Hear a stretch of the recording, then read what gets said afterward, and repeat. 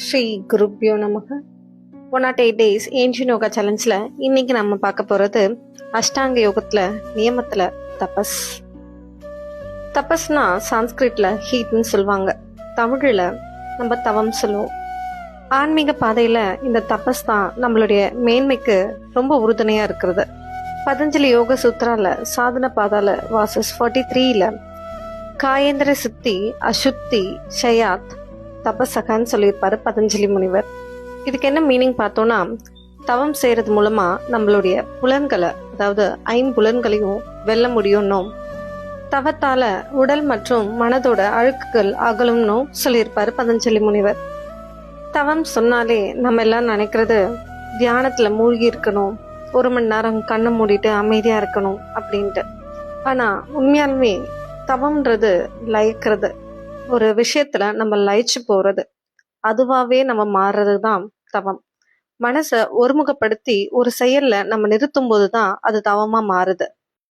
இதுக்கு உதாரணமா வால்மீகி எடுத்துக்கலாம். திருடனா இருந்த ஒருவர் ராமாயணம் எழுதுற அளவுக்கு என்லைட்மெண்ட் ஆனதை பத்தி இந்த கதையில சொல்லுவாங்க. திருடனா இருந்து தான் அபகரிச்ச எல்லா பொருளையும் வச்சும் சந்தோஷமா இல்லாத வால்மீகி எதுவுமே இல்லாத ஒரு முனிவரை பார்த்து கேட்டாரு, நீங்க மட்டும் எப்படி சந்தோஷமா இருக்கீங்க, நிம்மதியோட இருக்கீங்க அப்படின்னு சொல்லிட்டு. அதுக்கு அந்த முனிவர், அந்த மனசை அமைதியா வைக்க பழகிட்டோம்னா நம்ம ஈஸியா ஹாப்பினஸை உணர முடியும்னு சொல்லிட்டு அந்த முனிவர் சொல்லுவாரு. அதுக்கு மனசை எப்படி அமைதியா வைக்கிறதுன்னு சொல்லிட்டு வால்மீகி கேட்பாரு. அந்த முனிவர் அதுக்கு, நீ இந்த மரத்து மேல ஏறி ஒரு 10 நிமிஷம் அமைதியா உட்காந்துரு அப்படின்னு சொல்லுவாரு. அந்த முனிவர் சொன்ன மாதிரியே வால்மீகியும் அந்த மரத்து மேல ஏறி உட்கார்வார். ஆனா அவரால் அமைதியா இருக்க முடியாது, எண்ணங்களுடைய தொல்லையினால அவர் இறங்கி வந்துருவாரு.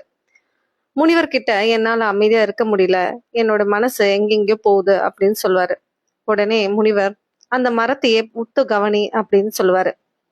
அப்பையும் வால்மீகியால தன்னுடைய மனச ஒரே பொருள் மேல குவிக்க முடியல. அதுக்கு வால்மீகி, நான் வேணா இந்த மரத்தை பார்த்து மரம் மரம் மரம் மரம் சொல்லட்டுமா அப்படின்னு சொல்லுவாரு. முனிவரும் சொல்லுன்னு சொல்லுவாரு.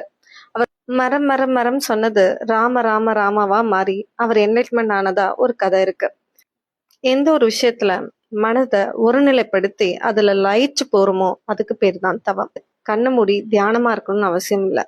நீங்க பாடுற பாட்டா இருக்கலாம், இல்ல நீங்க கேட்குற மியூசிக்கா கூட இருக்கலாம். இந்த வீடியோ இன்ஃபர்மேட்டிவா இருந்தா லைக் பண்ணுங்க. இந்த இன்ஃபர்மேஷனை ஸ்ப்ரெட் பண்ணணும்னு நினைச்சீங்கன்னா ஷேர் பண்ணுங்க. என் கூட டிராவல் பண்ணணும்னு நினைச்சீங்கன்னா சப்ஸ்கிரைப் பண்ணுங்க. த ரியல் ஏன்ஷியன் யோகாவை ஃபாலோ பண்ணுங்க. அன்டில் தென், பவத்து சர்வமங்கலம். நன்றி, வணக்கம்.